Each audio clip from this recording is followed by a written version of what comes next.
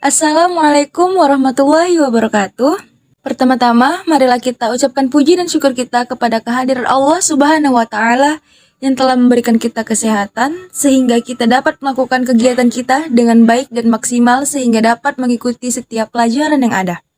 Dan tak lupa pula kita bersalawat kepada Nabi besar kita, Nabi Muhammad SAW, yang kelak akan memberikan syafaatnya di yaumil akhir nanti. Amin, amin, ya robbal alamin. Nah, teman-teman, kami dari kelompok pertama ingin mempresentasikan hasil kerja kelompok kami mengenai hubungan interpersonal. Sebelumnya, saya akan memperkenalkan anggota kelompok 1 yang terdiri dari saya sendiri, yaitu Fadila Lubis sebagai moderator dan penyampai materi. Yang kedua ada Friska Ramadona Tanjung sebagai editor kita dan juga sebagai penyampai materi. Ada Fauzan Panggabean sebagai pembuat PPT dan pembaca materi. Dan Fadilah Ramadini sebagai pembaca materi. Lalu, pengertian hubungan interpersonal dan faktor internal yang mempengaruhi hubungan interpersonal akan dibacakan oleh Fadilah Ramadini. Kepada Fadilah Ramadini dipersilahkan dengan segala hormat. Hubungan interpersonal dapat diartikan sebagai hubungan antara pribadi dengan pribadi yang lain. Hal itu sejalan dengan fitrahnya manusia sebagai makhluk individual juga sebagai makhluk sosial, sehingga hubungan interpersonal pasti akan dialami oleh seluruh manusia yang hidup secara normal. Dalam suatu hubungan, tentunya ada beberapa faktor-faktor yang mempengaruhi hubungan interpersonal. Adapun faktor internal dan juga ada faktor eksternal. 1. Faktor internal. Faktor internal adalah faktor dalam diri kita meliputi dua hal, yaitu kebutuhan untuk berinteraksi atau need for affiliation dan pengaruh perasaan. 1. Kebutuhan untuk berinteraksi, need for affiliation. Kita cenderung ingin berinteraksi dengan orang lain. Namun, di lain waktu, terkadang kita juga tidak ingin berinteraksi atau ingin sendirian. Menurut McClelland, kebutuhan berinteraksi adalah suatu keadaan di mana seseorang berusaha untuk mempertahankan suatu hubungan, bergabung dalam kelompok, berpartisipasi dalam kegiatan, menikmati aktivitas bersama keluarga atau teman, menunjukkan perilaku saling bekerja sama, saling mendukung, dan konformitas. Keefektifan dalam hubungan interpersonal ditentukan oleh kemampuan kita untuk mengkomunikasikan secara jelas apa yang ingin disampaikan. Kita dapat meningkatkan keefektifan hubungan internasional dengan cara berlatih mengungkapkan maksud-maksud atau apa yang kita inginkan.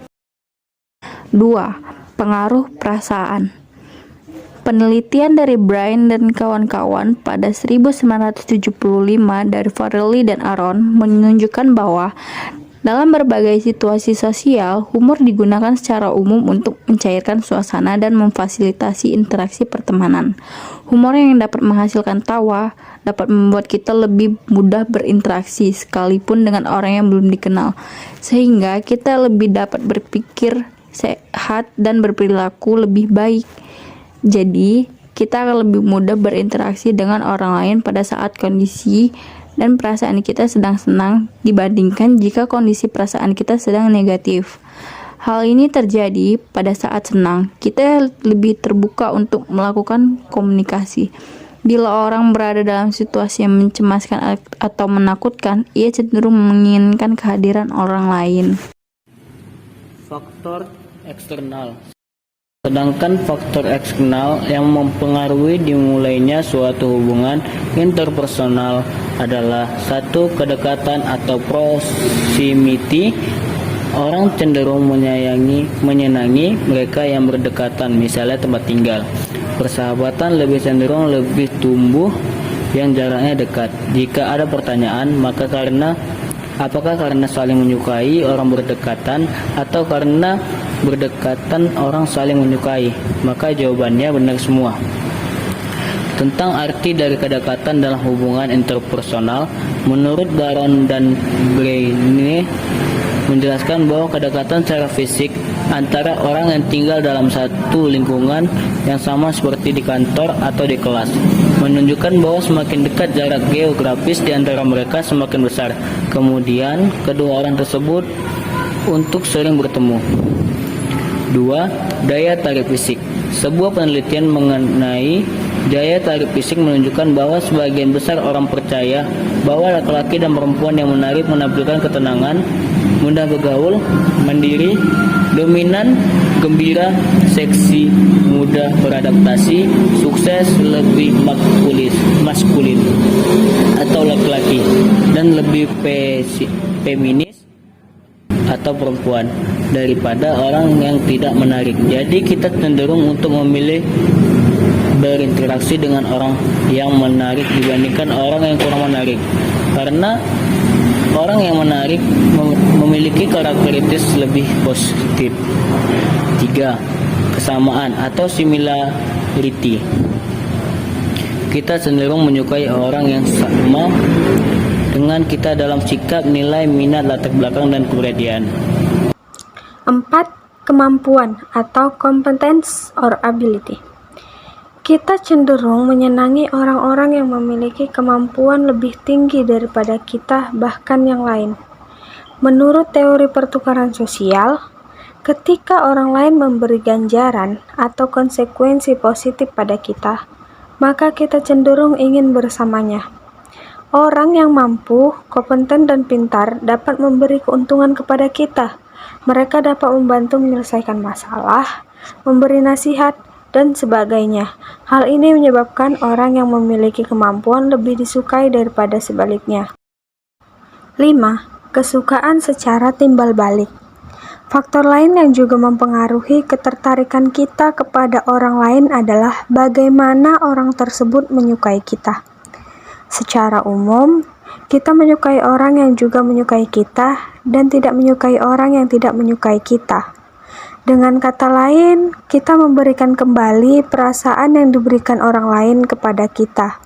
Ia juga menambahkan pada dasarnya, ketika kita disukai orang lain, hal tersebut dapat meningkatkan self-esteem atau harga diri, membuat kita merasa bernilai, dan akhirnya mendapatkan positive reinforcement. Adapun faktor-faktor yang menumbuhkan hubungan interpersonal dalam komunikasi interpersonal yaitu ada 2. Yang pertama adalah percaya atau trust. Kepercayaan adalah perasaan bahwa tidak ada bahaya dari orang lain dalam suatu hubungan. Kepercayaan berkaitan dengan prediksi. Artinya, ketika kita dapat memprediksi seseorang tidak akan mengkhianati dan dapat bekerja sama dengan baik, maka kepercayaan itu lebih besar. Yang kedua ada sifat terbuka.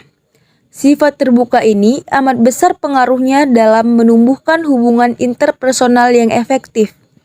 Sikap terbuka mendorong timbulnya saling pengertian, saling menghargai, dan paling penting saling mengembangkan kualitas hubungan interpersonal kedua belah pihak yang menjalin hubungan.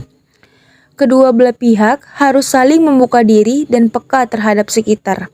Keterbukaan ialah sikap yang dapat menerima masukan dari orang lain dan semua berkenaan menyampaikan informasi penting kepada orang lain.